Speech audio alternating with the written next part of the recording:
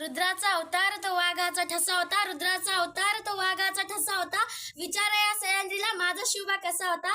जाणता राजा तो अयोध्येत राम जसा होता. संस्कारातून जपला ज्यांनी जिजाऊंचा वसा होता. जिजाऊंचा वसा होता. 19 फेब्रुवारी 1630 शिवनेरी किल्ल्यावर आई जिजाऊ व वडील शहाजीराजे भोसले यांच्या पोटी जन्माला आले राजेशिव छत्रपती. शिवनेरी किल्ल्यावर वाढणारा तो छोटा शिवबा. आई जिजाऊ त्याला रामायण महाभारताच्या कथा सांगत होत्या. आई जिजाऊंनी त्याला तलवार दिली नाही, पण दिलं होतं धैर्य, दिलं होतं धर्म, दिलं होतं स्वराज्याचं स्वप्न. त्या संस्कारातून घडला सह्याद्रीचा स्नेह. आपण वयाच्या 16व्या वर्षी हातात मोबाईल घेऊन बसलो. अरे माझ्या राजाने अवघ्या वयाच्या 16व्या वर्षी रायरेश्वराच्या मंदिरात आई भवानी समोर स्वतःच्या हाताचा अंगठा कापून रक्ताने अभिषेक केला आणि स्वराज्य स्थापनेची शपथ घेतली. भवानी मातेचा लेक तो मराठ्यांचा राजा होता.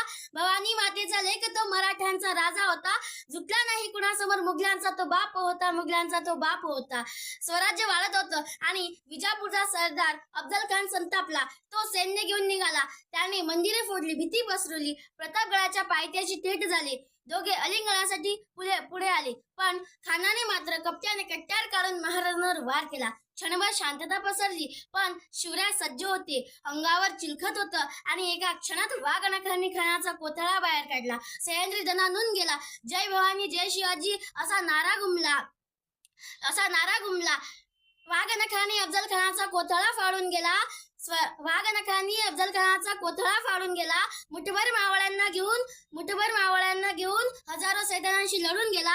स्वर्गात गेल्यावर ज्याला देवानी जुगून मुजरा केला. असा मर्द मराठा माझा शिवबा होऊन गेला. असा मर्द मराठा माझा शिवबा होऊन गेला. शेवटी एवढेच म्हणे, जब तक सूरज चांद रहेगा शिवबा तेरा नाम रहेगा.